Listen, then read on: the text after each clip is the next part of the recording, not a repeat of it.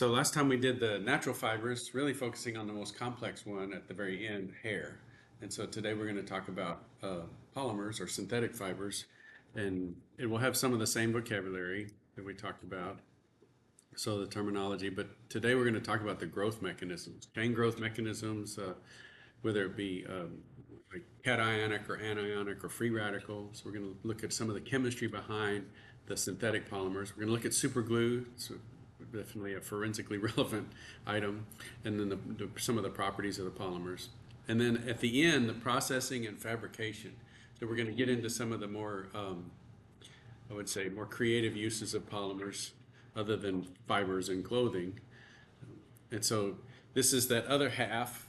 Yesterday we did, or last time we did the biopolymer. Today we're going to do the synthetic organic polymers. This is the terminology we introduced last time. We start with a monomer, mono meaning one, that molecule that's reactive, and then some way get it to react to make a chain, a polymer. These can have very different properties. We saw an example of a plastic elastomer, elastic, right? One that can flex and stretch. That was the plastic tubing last time. But there's also very inflexible polymers, like all of this plastic that the computer keyboard and mouse are made out of. Many of those are made out of nylon, which would be an elastic polymer, an elastomer, but they fill it with carbon black. And so that's another property that you can have of engineered plastics. So that is, it's not just the polymer itself, that's the thing that's holding it together, but it also can be filled with a lot of different things. And so that's the filler of a polymer can be tailored to give it certain properties, give it certain colors too. Carbon black is incredibly cheap. It's charcoal essentially, and so they can buy that in bulk and purify it and get the right particle size, whatever properties they want of it, and then they can mix it in with the polymer. What they typically do is they'll have a polymer in solution, they'll start introducing the filler, and then they'll poison the solution. Let's say the polymer's in an organic matrix. They have an organic solution, they start dumping in the carbon black and they get a slurry going, and then they start putting in water. And the water will poison the organic solvent and make the polymer not soluble in the organic solvent. So it precipitates out. Because you've got a slurry going, it precipitates on the filler. So you got these clumps of carbon black floating around, and then now they're polymer coated. And you'll make these polymer coated prills, these little clumps of, it looks kind of like, you ever see nerds, or Fruity Pebbles or Cocoa Pebbles, those kind of, about that size. Nerds is perfect. It looks like nerds. And then that will precipitate out, and then you filter that, and then you have all of these little prills that look like Nerds candy. And then you can press that into shape, you can melt it, you can spin it, you can do all kinds of things with that. But it's a filled polymer then, and it has mechanical properties that are tailored to the various applications. Like in these cases for this computer monitor or the mouse or the keyboard, that filled polymer is then there's vacuum extruded, so they pull a vacuum on a form and then they'll blast the polymer into that shape, and it'll fill all those voids because there's a vacuum inside the form, and then they let it cool down and it's a hard solid polymer. Now some of these things we talked about last time about the natural fiber cotton and cellulosic fibers, a bunch of different grades of cotton. I didn't realize this, but I had a friend that was actually he kept track of the agricultural quality of cotton all over the Midwest. He was up in the Panhandle, big ag area, and he had a database that people would call in. They would have people grade their cotton, and he'd put it on the market. And he had this database of the cotton that was coming out of these different fields. It's pretty interesting. He said there are hundreds of grades of cotton. We can take those natural fibers, do a process like we did with the rayon, and make cellulose acetate fibers or rayon fibers and change their physical properties. And then we can also just synthesize these polymers from scratch. So we can start with the monomer compounds and go through these various processes to make the polymer from scratch. And here I think we run into something that might be evidentially relevant. So we have all of these different types of growth mechanisms, these chain growth polymers. where we can use anionic propagation or cationic propagation or free radical forming. So we'll look at all three of those. But all of these have to get started. So those monomers start out as, I mean, they're reactive, but they're stable. So reactivity and stability are two different things. They sound similar, but it might be a stable molecule, but it's still reactive. And so we need something to kick off that reaction. And these initiators and catalysts are often needed to get things started. So these might be trace impurities. Now you're not going to be able to find, like you find a particle of a plastic, say in a tape, a tape lift off of carpet or something. A tiny little speck of plastic will not have a detectable amount of the initiator. But if you have a large sample of the polymer, you might be able to extract that initiator or the catalyst. And those would tell you how that particular fiber was initially produced. So if you're trying to track the origin of this particular fiber, the initiator might be different at this plant or that plant where it was manufactured. Here's one in particular, this nickel catalyst. This nickel catalyst might still be present in the final product. And so that might be a trace item that you could use to help classify this polyethylene or polypropylene fiber. Polyethylene and polypropylene are going to be the same. It's the same type of polymer, but it might have been initiated a different way at different manufacturing facilities. So let's look at some of these monomers. So these are chain growth monomers. What do you see? There's a trend here in all of these molecules. Every one of them has a double bond. So really that's like the easiest thing to identify. Anything with a double bond can be made into a polymer. Yeah, so think of all of the molecules that you know about if there's a double bond. Now, the aromatic rings don't really classify as double bonds because they're delocalized. So even though we see on that benzene ring for styrene that those 3 double bonds on the ring, those are delocalized, and so they're much less reactive than the double bond that's up between the 2 carbons here. So all of these double bonds here are the reactive areas which can be used to polymerize. Because if you take this double bond and you bring it over here, you've got a single bond, and then this one can come over here and you've got a single bond, and then this one can go over here. I mean, all of these can react with each other and propagate through. So let's look at those propagation mechanisms. And these monomers, this is one of the things I'd like for you to know, which monomer produces which type of polymer. So this is the very easiest one, polyethylene, also sometimes just given the symbol PE. So you got the ethylene molecule, and I hate it that we still use the old names. I think it's better to use ethene, but we still call it ethylene.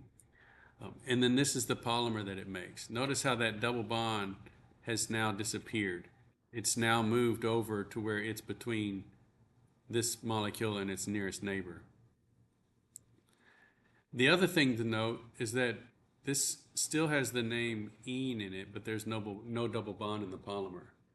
So the name is from the monomer. It's polyethylene, even though the final product doesn't have any enes in it. It's all single bonds. This molecule here is vinyl chloride. So vinyl, that part is just this 2 carbon with a double bond. So ethylene and vinyl are the same thing.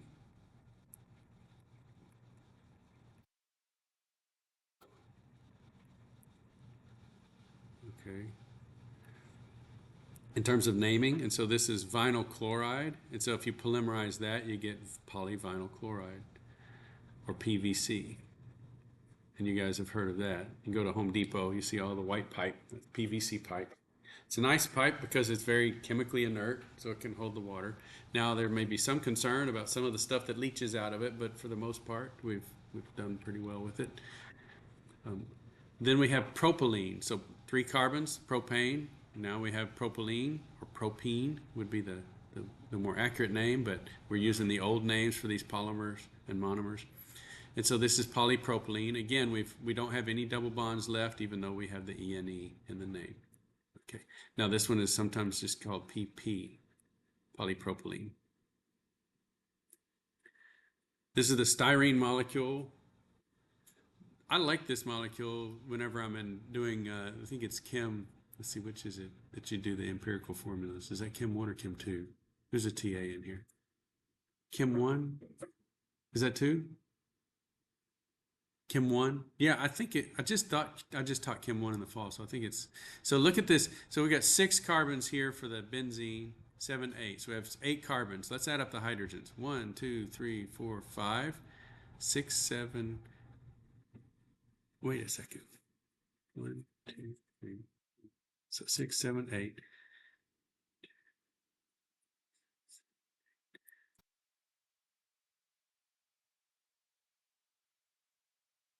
Yeah, this is incorrect right here. This 2. You see that? Yeah, I just caught a mistake in the book because I was doing the empirical formula. I was coming up with 9 carbons or hydrogens, and I know that's not right because the empirical formula for styrene is just CH. Because you have 8 carbons and 8 hydrogens, and so you have one of each. And so that's the empirical formula, and that's always one of my favorite ones to talk about because whenever you're doing the empirical to molecular formula, it's CH times some unit number to get you to the whole molecule. And so, interesting. I've never caught that error before. So there you go. That's styrene. Now, if we polymerize styrene, we're going to be using this. This is the reactive bond here, this double bond, and make polystyrene. Okay. About tetrafluoroethylene. So here's tetrafluoroethylene, and here's polytetrafluoroethylene, and that was given the brand name Teflon. And so we just, I mean, that's like the common name, we call it Teflon, but that's really the product name. Now, I heard the story, I haven't verified it, but I've heard the story that they had this gas, they were doing research on different gases, and they had a cylinder made up of this tetrafluoroethylene, and they hooked it up to their instrument to do experiments on it because it was a gaseous molecule, or maybe it was a liquid in the tank, but they were going to do something on the gas phase of it. And they opened the tank and it was empty, no pressure. And they were like, well, that's strange. But then they tried to move the tank. They thought, how did it leak and we not notice? And then they tried to move the tank and they realized it was heavy still. So it's still heavy, but it has no pressure. Well, it had polymerized inside the tank. And so then when they cut the tank open, they found this polytetrafluoroethylene, and that was how they discovered this polymer. Now that's the story I've heard. Somebody can Google that. Now here's polyacrylonitrile. So here again, we've got another common name. So we've got acrylic here, or acrylic. And that's another sort of old name for these molecules. And then this one has a nitrile on it. So polyacrylonitrile. We also have here this acrylic or acrylate. So this is the root here. And then the ATE implies an acid group.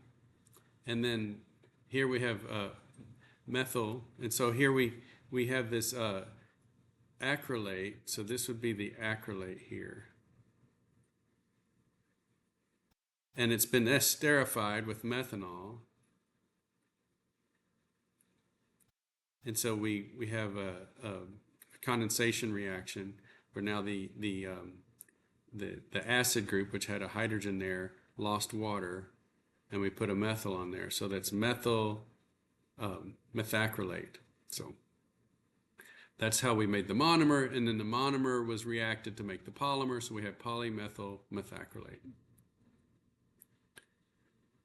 And then here we took the vinyl molecule and we acetylated it, and so that's vinyl acetate, and so then this is polyvinyl acetate, or PVA. So that's a common one for that.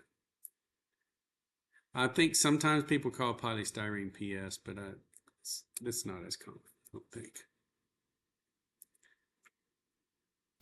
Now, some of these you've heard of plexiglass, you've heard of Teflon, okay, Orlon. A lot of these are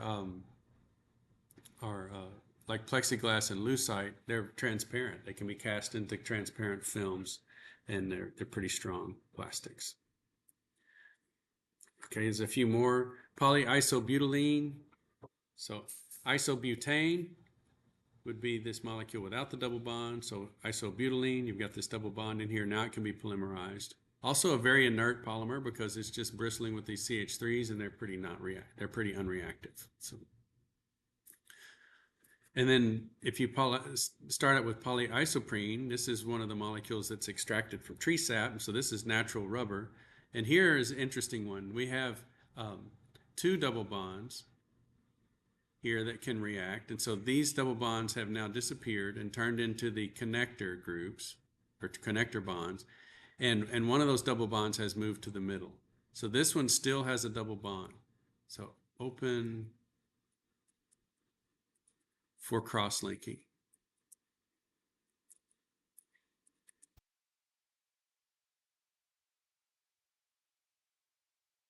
So even though this is this polymer still has some reactivity to it after it's polymerized. We could also see the same thing in polybutadiene. We see this again, open for cross-linking. And polychloroprene. And that would be a very easy thing to do for cross-linking because you already have an initiator in there to initiate the polymeric process. And so you need that same initiator could initiate these cross-linking reactions. Whereas a lot of these polymers, when you make them, you have to put in some other kind of initiator to initiate cross-linking. Because after the polymer has been polymerized and created, you no longer have the double bonds in most of these polymers. And so you need a different initiator to rip a hydrogen off or to rip off a chlorine or something like that to start an active site on the side of the polymer that can then cross-link. But these are ready-made for cross-linking. And then one of the earliest polymers made was formaldehyde. So here's formaldehyde. And again, you've got a double bond. And so you can make polyformaldehyde or polyoxymethylene. So let's get into these different growth mechanisms. So here are the initiators. Here, this one's tert-butyllithium. It produces this butyl group with a negative charge on it. And so then you've got this double bond, which is really drawn towards this central carbon. And so it's exposed this carbon as slightly positive. And so then that butane is the nucleophile, and so it attacks that carbon and can set up now this negative charge. And so this is an anionic propagation or anionic polymerization. So it starts the process, and then that negative charge hits the next molecule where it's slightly positive, and then that moves that double bond over to this carbon, those electrons onto that carbon, and so now the anion propagates. It moves to the end, and so the end is reactive. And so you've got a reactive negative, and it's surrounded by monomers that all have a positive end. And this the amount of tries, like the kinetics involved, is incredibly fast because you've got this negative charge, and that the positive ends of those molecules are going to be attracted to that negative charge. Using charges like negatives and positives is a great way to create these molecules because the Coulombic attraction is a pretty long distance attraction. So, you've got shells of molecules around this, and that negative charge or positive charge has a pretty big radius of effect. And so those molecules will line up, and because they're colliding, 10 to the 13 times per second, there's lots of tries, and they'll finally hit an arrangement that matches, and then you get a bond made. And then it propagates to the next molecule and is ready to do that again. So these growth mechanisms are pretty rapid. Now, what causes it to stop? Well, you've got a bowl of spaghetti now. All of these polymers that are happening, and the monomers lose their ability to migrate through the solution very fast. And so a lot of these are what we call diffusion limited.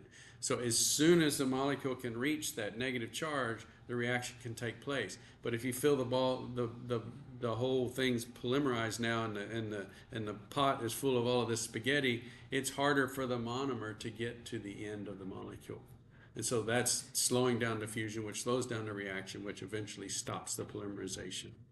So you always have this balance between initiation, which is the start of a polymer, and growth. So initiation and growth. Same thing with crystallization. Initiating new crystals versus growing the ones that are existing. If you want to get a big crystal, you need to slow down initiation and let the ones that do form grow, and let them grow slowly. Okay. And that's how you make a perfect crystal. That's also how you make a pretty long polymer. So if you want your polymers to grow long, you don't put as much initiator in there. It's going to take a longer period of time. You want really short polymers, you put a lot of initiator in there. You generate hundreds of really short spaghetti strings. Okay. And otherwise, you can put a little initiator in there and get longer polymerization. This same kind of process can happen in the superglue polymerization. So let's look at superglue. Okay. So here's the methyl cyanoacrylate, and here's ethyl cyanoacrylate, very similar compounds. See the difference. This is the methyl that it's talking about here, or this is the ethyl that it's talking about. Okay. Here's the reactive center here. In particular, it's this end carbon right here. And so how it polymerizes, this is again this water, the electrons on the water are enough of a nucleophile to hit that carbon and react. And so that's the initiator, in this case water. It could even be water vapor. And so then we have this anion here, which starts the propagation. And so then it propagates. So we've got initiation here, and then we have propagation. So initiation and growth. Okay. Now, what other things have oxygens with non-bonded pairs? All of your proteins. Okay, so skin, your skin is just a huge, coating of protein, and all of those oxygens on protein will also attack and initiate. So this can stick to protein very well, and that's why you get this a little bit on your fingers and it sticks immediately. And you get your two fingers together and it's a strong bond. The glue is not going to break before your skin peels off, and that's why it hurts so bad when you glue your fingers together, because you've got to pull that dead skin layer off. Let's look at cationic chain growth. So the last time we had this anionic butane, okay, hooked to this lithium, and this anionic butane is what started the process. Or we could pick a Lewis acid here, this boron, where it's electron deficient. Okay, so now it's a little bit positive, and this carbon is a little bit negative. And so then the electrons from this carbon go and interact with that boron, and now we have a cation that's propagating. And then it's open for attack. So the electrons on this carbon attack there. And then it propagates one more step. We've got it moving along. So those are propagation. So that's the competition. Now we're growing the polymer. So if you want shorter chains, bump up the initiator. You want longer chains, starve it for the initiator and let the ones that form grow.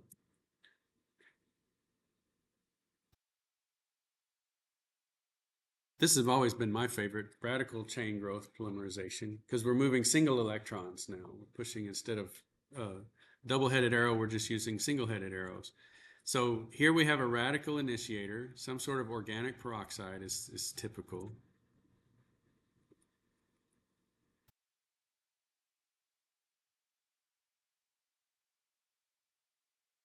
Organic peroxides are great because they do homolytic bond cleavage. So the oxygen will come off, and you'll have odd electron species, and so you'll have this single electron.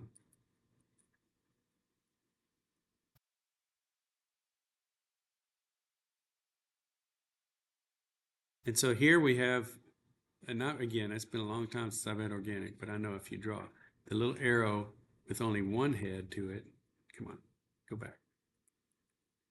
You're pushing a single electron. So this single electron will come here and form a bond, and then the other electron will go onto this carbon. So now that free radical shows up on the carbon. It was on the oxygen, but now we've made a bond between the carbon and the oxygen, and we have this free radical here, the single electron. And it's ready to propagate to the next molecule.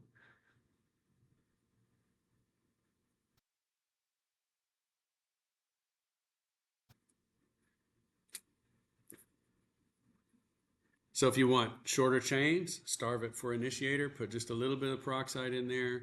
You want longer chains, flood it with initiator, then you get, sorry, I did that backwards. If you want longer chains, a little bit of initiator. If you want shorter chains, you flood it with initiator. And again, that's going to change the polymeric properties, the distribution of the polymer, and so on.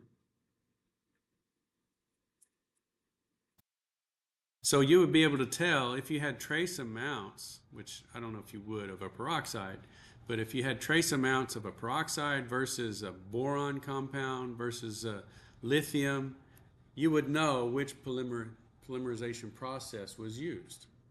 Okay, and if your questioned article has lithium in it, trace amounts, and your known article has boron in it, you know they're not from the same source.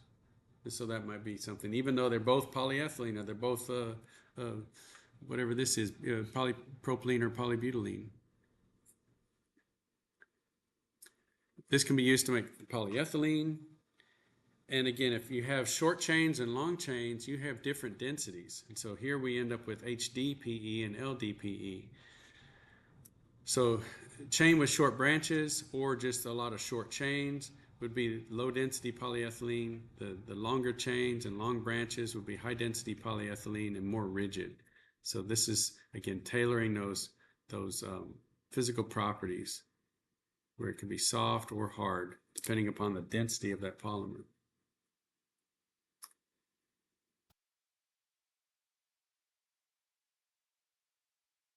Lastly, we have the ring opening polymerization. So this is, you've heard of epoxies. A lot of times you have two-part epoxies. You buy an epoxy part A and B, and again, they're going to be reactive with each other, so you keep them apart until it's time, and you mix them together.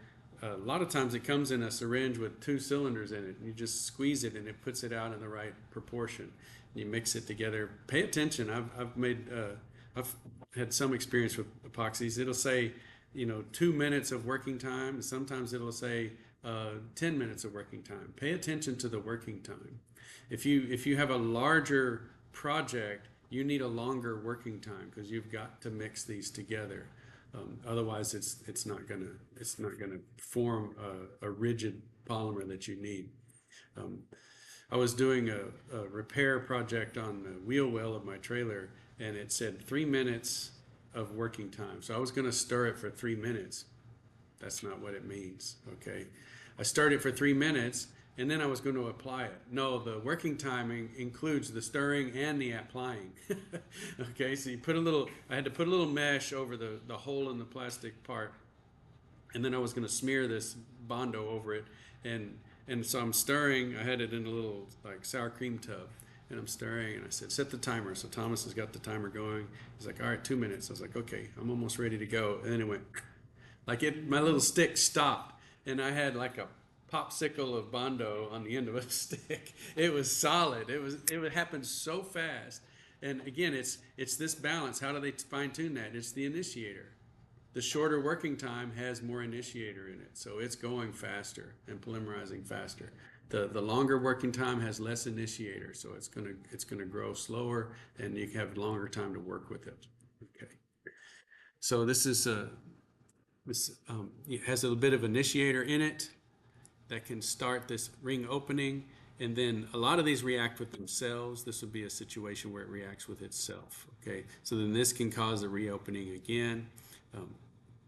Here this is a Lewis acid initiator, and it can go. So these epoxide groups use this epoxide bond here, where the oxygen is bridging two carbons. So that's That's what we're talking about with the epoxide. And that's the origin of that term, epoxy. Then we get to step growth condensation polymerization, or step growth polymerization. And this is interesting because you have to have two compatible functional groups. Now they can be on the same molecule. You can have like a head and a tail on the same molecule, like we have with the amino acids. So the amino acids would be step growth polymerization because you have an acid group on one end and an amine on the other, and they can react head to tail, but they have to react. The head has to attack the tail to have this go on.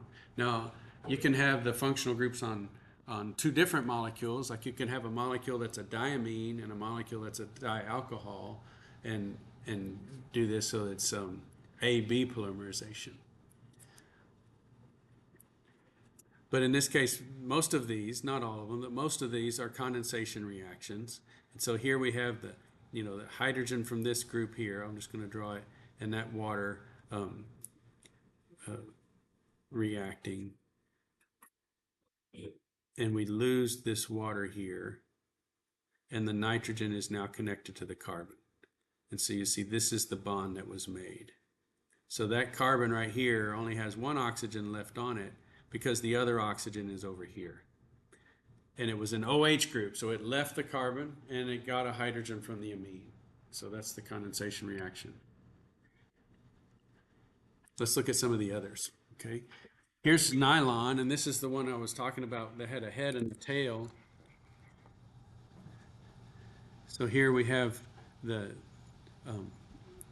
nylon, or the amine tail here, and the carboxylic acid head here, and here's the bond we're forming. We're forming this amide bond here.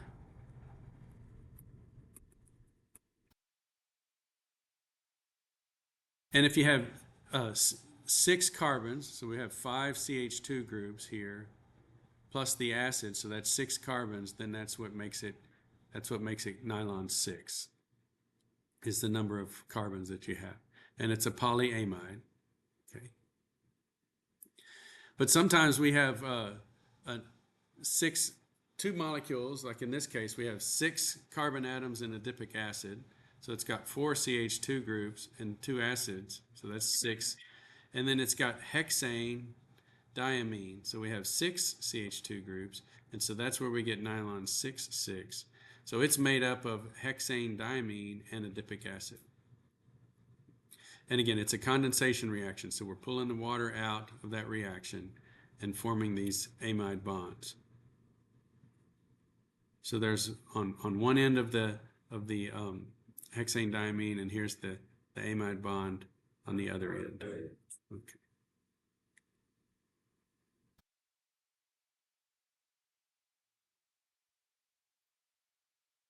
So that's nylon. And let's look at Kevlar. So this is a polyamide. The nylon's a polyamide. So is Kevlar, but it has an aromatic ring in the middle, so it's an aramid. So an aromatic amide. So this is 1,4-benzene dicarboxylic acid. So we've got 2 acid groups on the benzene, and then we have 1,4-diaminobenzene. So once again, we can lose one of those hydrogens here and the OH off the acid group to make water, and polymerize that, and we end up with this aramid polymer called Kevlar. Now, once again, this is these amides have this network of hydrogen bonds.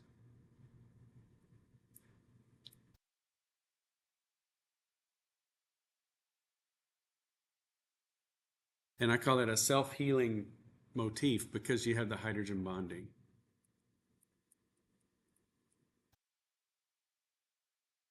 The reason I say it's self-healing is because you can break those hydrogen bonds and you don't break the backbone of the molecule. So it consumes energy without breaking the molecule. So this is what makes this polymer so strong. We some of the first polymers used in bulletproof vests and things like that, but it's not just bulletproof. It's just a very strong polymer. We use it also for paracord and things. We had some parachute straps that we were testing at Pantex. They had been packed and sent to the military for I don't know how long, And then they came back and we were testing to see if there was any degradation from storage. And so they put them in this machine and pulled on them and measured the force it took to break them.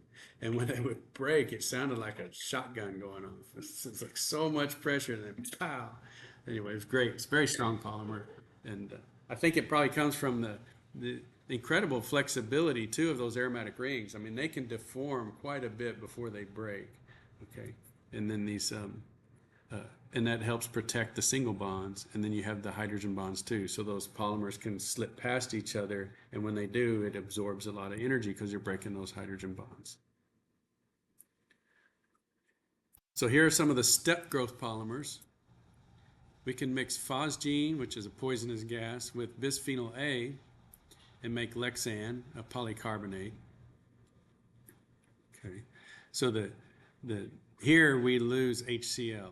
So this chloride and this hydrogen are gone, and the oxygen goes with the carbon. So this is the polycarbonate part.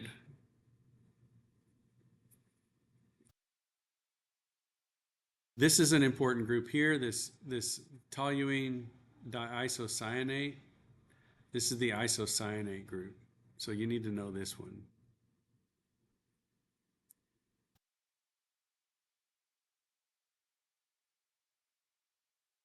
This is a very good reaction. It reacts with alcohols.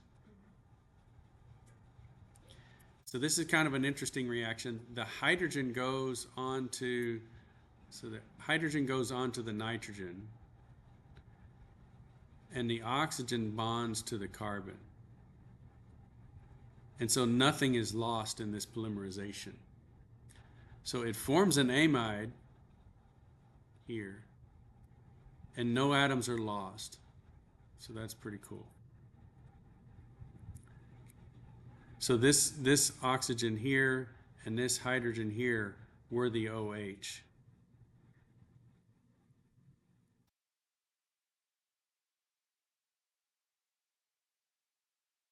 And that's a polyurethane. So you've heard of polyurethane.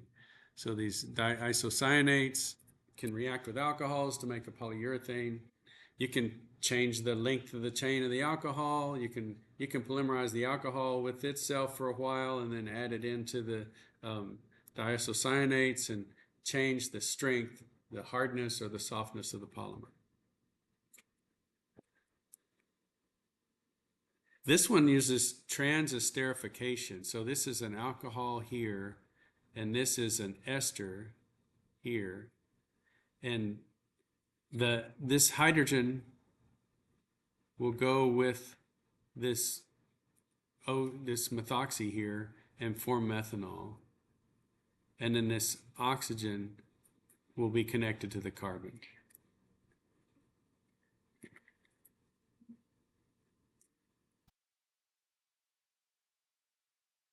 And then this last one, we take this molecule melamine, okay? Look at all the nitrogen in that molecule. It's great.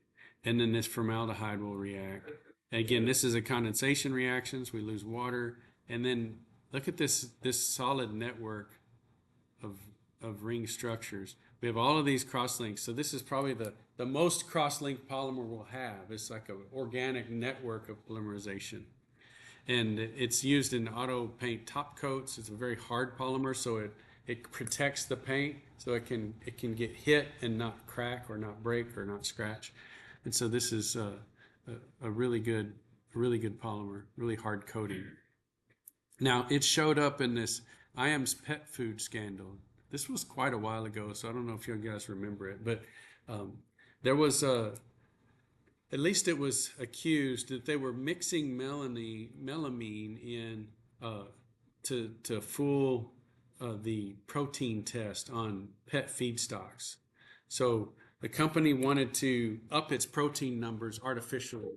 So it's producing pet feedstock, and they do a protein test and grade it, and then they buy the best, so they can say a high protein food.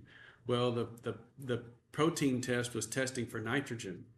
And look at this molecule. It's just bursting with nitrogen. So we're mixing a little bit of melamine in it, and that was giving them an artificially high artificially high protein score. And then when it got into the pet food, it was forming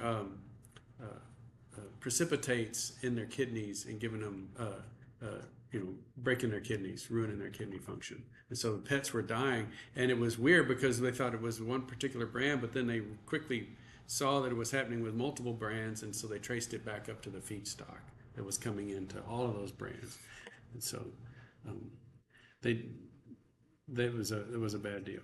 Now you've heard of BPA and BPA-free plastics. So this is bisphenol A. That's the one they're talking about up there, and so you definitely want to know the structure of BPA, bisphenol A.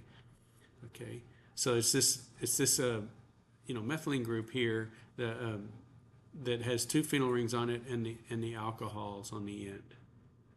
And obviously that's a part of the polymerization process. It goes in as a monomer, and so it's going to be trace amounts. If it's been polymerized from bisphenol A, it's going to have trace amounts in a lot of plastics. But if you want to get rid of that, then you're going to have to polymerize your molecule a different way and not use it. Now, it's not an acute toxin, so we didn't detect its toxicity because people were working with bulk amounts of BPA and not showing any acute, disease. But then they realized that there's evidence that it acts as an estrogen mimic, and so it's messing with people's hormones and their hormone function. So when I was first hearing that, oh, this is BPA free, I kind of thought, oh, this is just the latest health craze, right? Let's get away from BPA. Because I thought, how much could be transferred from the plastic container to my food in the 30 seconds I put it in the microwave? Not much. And so I thought, there's no way there's enough for it to be toxic, by ingesting that food. Then I heard that it was a mimic of a hormone, and I thought, that's a different story, because the hormones are like switches. They switch whole sets of chemistry in your body. So the toxic level is incredibly small. It goes from nanograms to picograms. And so then I was like, okay, that totally makes sense. If it's going to mimic or interfere with the endocrine system, then when I say the toxin is the dose, now you've got a very much lower active dose. And so I could try, a good analogy would be to try to turn the lights out or dim the lights in the room. I could fill the room with smoke. It would take a lot of smoke to dim the lights in the room. Don't you agree? That would be the toxin is the dose, but the endocrine system is the switch mechanism. So if I put an endocrine disruptor in, the room can get dark with a much lower dose because it's acting as a switch on the very chemistry. So that's why we need to know a lot of the properties of some of these molecules. The isocyanate group, again, because it makes polyurethane a very common polymer. This is another good one to know. That's also good to know too, because isocyanates, people can become sensitized to isocyanates, and there you get a hypersensitivity to isocyanates. So some home crafters have been running into this. They're making little plastic things in their garage and so on, and they get some of these reactive intermediates, and they're developing skin rashes and so on when they are in the presence of isocyanates. And so you need to just be aware of that. Always work with gloves if you're going to be doing any kind of craft which involves polymerization, because some of these molecules you can become allergic to. The person that in the past, I thought the person that did the melamine nefarious deeds was killed because of that, but it turns out he was actually killed for other pharmaceutical counterfeit activities and was sentenced to death. So that's pretty serious. Let's look at polymer crystallinity. So here's a good example of a crystalline domain. So this ordered region or domain in this polymer can create a hard space. You see, when those polymers line up like that, they snap together, and it's a very hard or stiff region of the polymer. And so whenever this polymer is being flexed, what area is undergoing the most stress? It's these areas here, right? It's the boundary between the hard and flexible region. And so those portions or places in the molecule are going to be easily broken. So it flexes, you've got a hard and a soft domain, and at the edges of the hard domain, you get breakage. And so you can get crack formation. And so cracks can form that join these hard domains.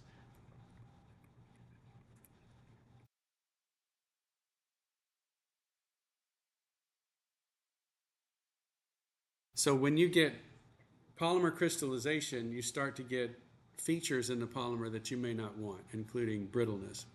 And so what we can do is we can put plasticizers in there to keep it plastic, to keep it flexible. And so if we put plasticizers in here, they act as lubricants and they can disrupt. Like if I have some plasticizer molecules, this chain can't make it to the polymer domain, to the crystalline domain and grow that crystalline domain because I've got plasticizers. Now over time the plasticizers leave because they're more volatile.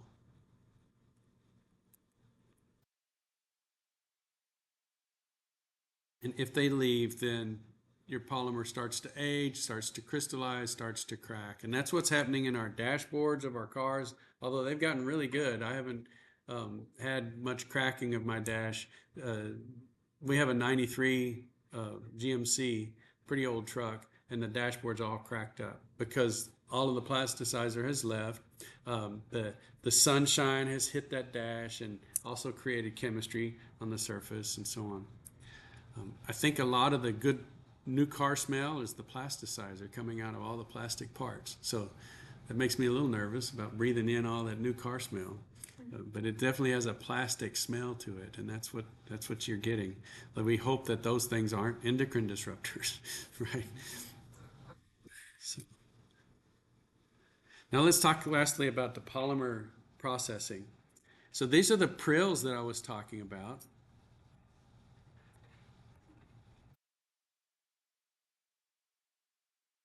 Prills. It looks like pills, but there's an R in there. Prills. That's what's been crashed out of solution. So you typically grow the polymer in solution, and it either crashes itself out or you do this poison solvent method of crashing it out. You may pour in the filler and get it to surround the filler and then pull it out where it's a polymer coating on top of the filler. Some of these polymers like this, these rigid polymers, can be highly filled. That could be 95% carbon black. So even though it's a plastic component, it's only 5% polymer, and the rest is carbon black. So you could put that on the FTIR, and your polymer signal would be really small if the carbon black doesn't give you a good signal. Maybe it's got like a crazy background or something, and you're looking at it, you're like, this is a plastic part. Why isn't the polymer signal so high? Well, because it's only 5% polymer. The rest of it is something else. So we take those prills. That's how we dry them, bag them, ship them wherever, ship them to the polymer processor. When they get to the polymer processor, they have lots of different processes they can use depending on if they want fibers, spinnable fibers, or plastic sheets, and so on. Most of them use some sort of auger bit press. And so this is like a big screw. They put the pellets in, they may warm it up, and they turn that screw. It's like a sausage maker, right? So they're squeezing that polymer through a slit. Like in this case, it's a polymer film they're making. And so this is a really long thing. I'll kind of draw some depth here, where it's all coming out the bottom and making a sheet of polymer. And then of course they roll it, and maybe they spray something on it or whatever, and then they wind it up, and so then that ends up being a nice sheet. Maybe they melt the polymer. So this is extruded up here.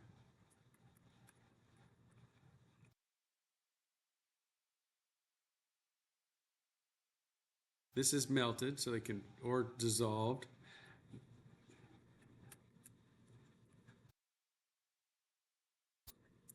So dissolved or melted, but anyway, they've got a liquid form. They pour that out onto a conveyor belt. Then they got a nice little hood system where they suck all that solvent vapor off, and maybe they have a refrigerator up here, and they can recover that solvent. They need to do that for two reasons. One, it costs less. You've got to pay for the refrigerator, but if they blow it out the top of the building, they're going to have to pay money for their release. So they have a release permit for so many pounds of solvent per year. If they go over that, they have to pay fines, and so it's cost effective to condense that solvent and reuse it. And so this would also produce film if you're using this conveyor belt. And then they could also spin it in solution. So here's a coagulation bath. They're in solution. They're pushing it. This really is like sausage. You have these different discs that produce the different cross sections.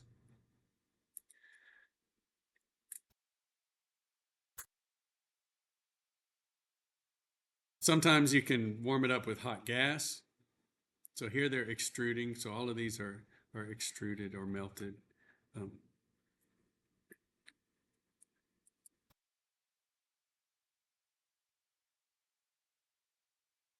Extruded through those different plates and wound onto a bobbin. So let's look at these bobbins, okay? And plus these extrusions, these little spinneret plates, they can do lots of interesting things. Look at all the different cross sections that are given by this company Fit Fibers. I just went out and looked for interesting fiber suppliers. They can make hollow core, trilobal. This is very common, trilobal. This is interesting too. This is a modified cross section that has a large surface area.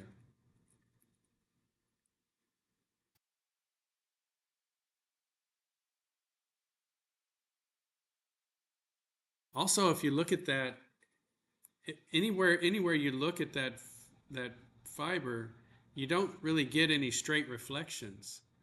And so this is going to be one that's going to make a really dark color out of this, because before light can get back to your eye, it's bouncing off that fiber a whole lot of times. And so this is going to favor diffuse reflectance that's not angle preserved. Whereas this one, if you want a shiny fiber, this one you can bounce straight off of there, you can get specular reflectance.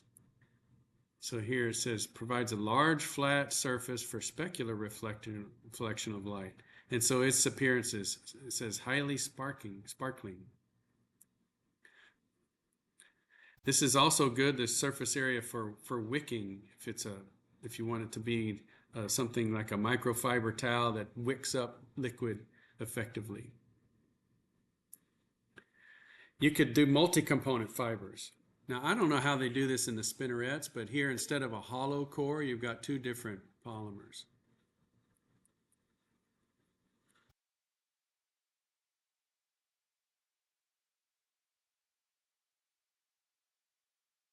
They could be two different colored polymers of the same material, or it could be two different materials. And here, this one's pretty complex. You've got the letter here, so I don't know, whatever company starts with an S, you can put your name in your fiber. Think that would be forensically relevant? If you got a cross section and the fiber had an S in it, you're like, hey, wait a second. You could definitely tell between the question and the known if they both had an S in there. You could even have some of these really strange cross sections with lots of pores. Even though these look pretty complicated, they're nothing compared to a hair, right?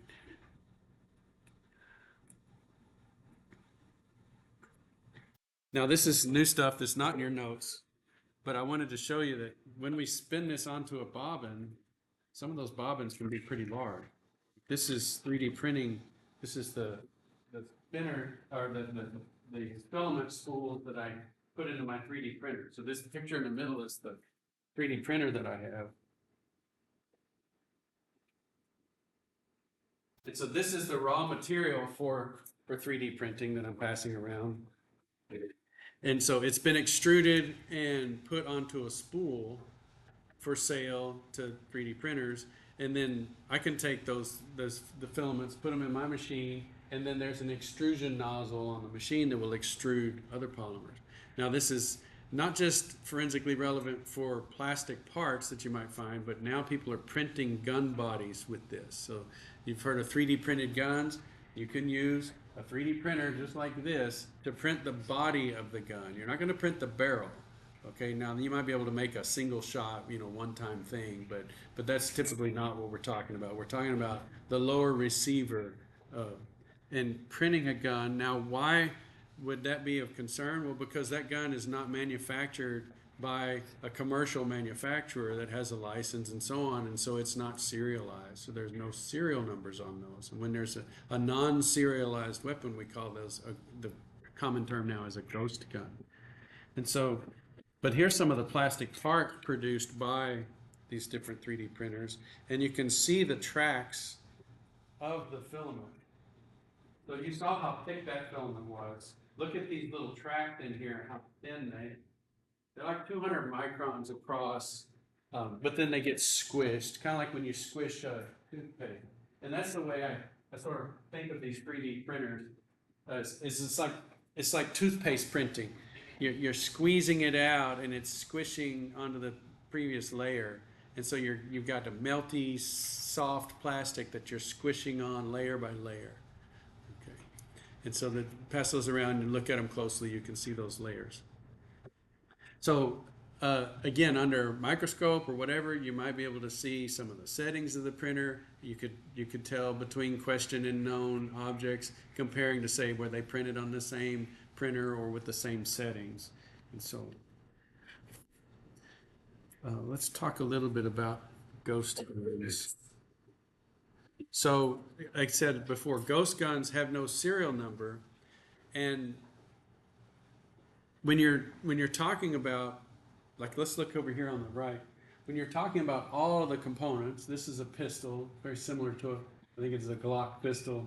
Look at all of the parts. If you're going to try to regulate this, look at how much you can mix and match the parts of modern weapons. Okay, you can exchange out the barrel, you can exchange out the trigger package, you could exchange out the mag release, you could exchange the magazine, you could change the spring, you could put different decorations on the slide and so on. And then this piece right here, the lower receiver. So which piece is the gun? Or is the gun the whole thing? Do y'all know? It's to function, it's the entire thing, but per regulation, it's just this lower receiver. That's the piece that's serialized. So I brought the lower receiver from my Glock. So, so this serialized, this is a gun. Okay. So I'll pass this around. It's harmless. Okay. There's a trigger, but it doesn't do anything because there's no barrel, there's no slide, there's no magazine. So this is the regulated item. So I can sell barrels all day long, but I'm not a gun, like a weapons manufacturer and so on. This is the thing that can be 3D printed too. So if you'll notice on here, it's all plastic. It's a filled nylon. So that's why a lot of people don't like Glocks, because they say, I don't use plastic guns, right? It is plastic. It's a filled nylon. It's hard. But there are some metal pieces on here. So people will go and 3D print the lower, and then they'll buy a rail kit. And so then they'll put the metal parts on there that allow it to hold the rail and hold the barrel and all of those things. I can pass this around too.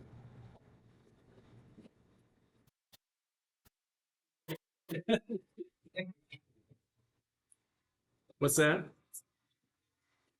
Yeah, waving it around. Yeah, yeah. This one's even worse. Yeah. But why are you not worried? Yeah, that's federal law too.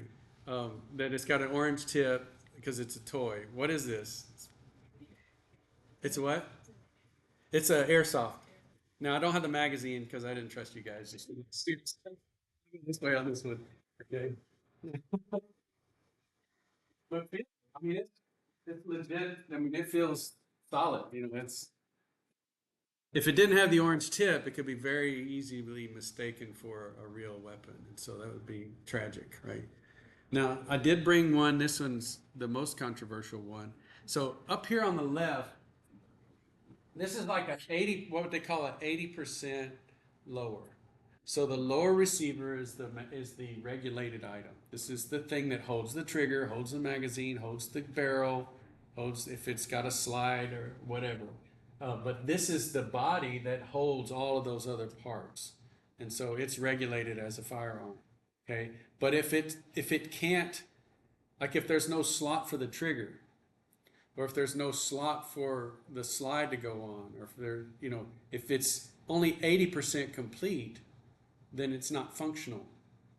Okay, so this is what we call an 80% blank here. It's missing this slide. See, that's been machined out, and that hasn't. So this is a gun, this is not, but they're very close. Okay, so here's a machined out 80% lower. So it's no longer 80%, it's 100%. So this has been machined out. The trigger package has been put in, the pins have been put in, and you got the hammer here, and you got the mag release. So all of the parts have been put in here, but there's no serial number. Yeah. And you can see that that's all you have to do to turn an 80% into 100% is to machine out that slot for the trigger package. Now that one's aluminum, so it's not really doesn't fit in the polymers lecture, but you can 3D print those. So you can 3D print lowers and then buy the metal parts to make it rigid or strong enough to hold the barrel and the buffer tube and the trigger package and so on, and the mag release. So um, yeah, it's not super easy to machine out. I mean, you got to have a machine, a drill press or a mill that can get in and work with aluminum. But aluminum is a pretty soft metal, so those things are available pretty low cost. Now, how is that legal? Well, you can make your own firearm in the United States. You just can't sell it. So you would get in huge trouble if you were to machine those out. If you bought 80% lowers, machine them out, and then sold them, then you're a gun manufacturer, okay? And so then you would fall foul of the National Firearms Act. But if you're making one for personal use, that's totally legit. So at least it's legal within the law. You may disagree with it, that's a legit or not. Okay.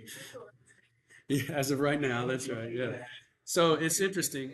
Yeah. So the forensically relevant parts of this, if you're talking about fibers and plastics, would be trace components in this, maybe a manufacturing, like is it a filled polymer? What's it filled with? How much?